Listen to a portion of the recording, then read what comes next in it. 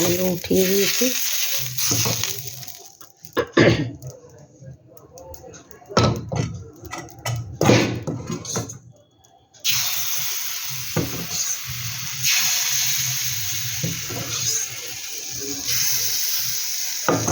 গোলা আর নেই বেশি, তাই অনেকগুলো হয়ে গেছে। আমি একদম বললাম না প্রথমে, একদম অল্প করেছি। আমি সেদ্ধ চালের করেছি।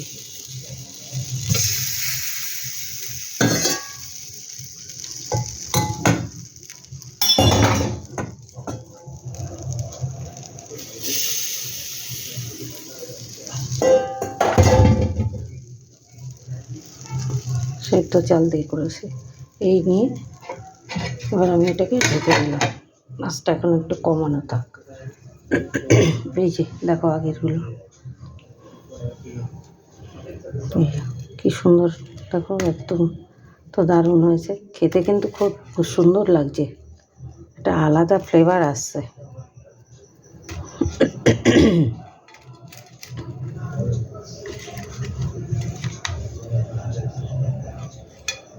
এগুলো এবার একটু দুধে ভিজিয়ে দেবো আমি, সামান্য একটু গরম থাকতে থাকতে ভেজালে ভালো হয়।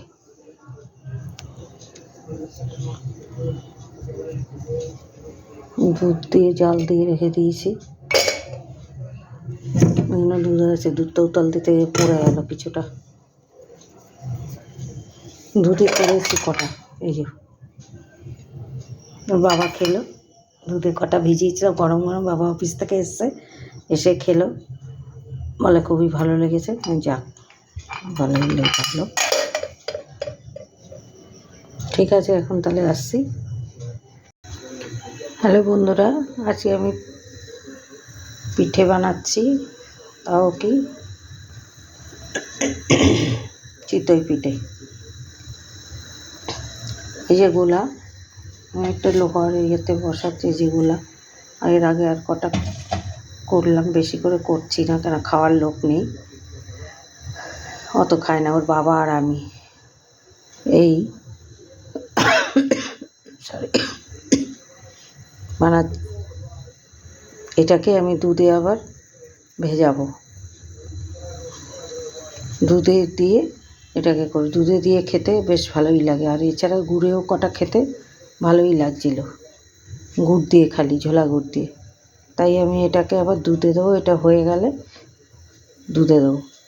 দিয়েছি, এখন দেখি এই ঢাকনাটা খুলেছি মাত্র, খুলে তোমাদের দেখাচ্ছি। এবার দেখি কত হয়েছে কিনা। এ তো ফুটফুটে এসে গেছে, দেখো ফুটফুটে এসে গেছে। এই যে আমি আজকে করছি, কেন কাল পরশু অত সময় পাবো না, তার জন্য আজকে করে নিলাম।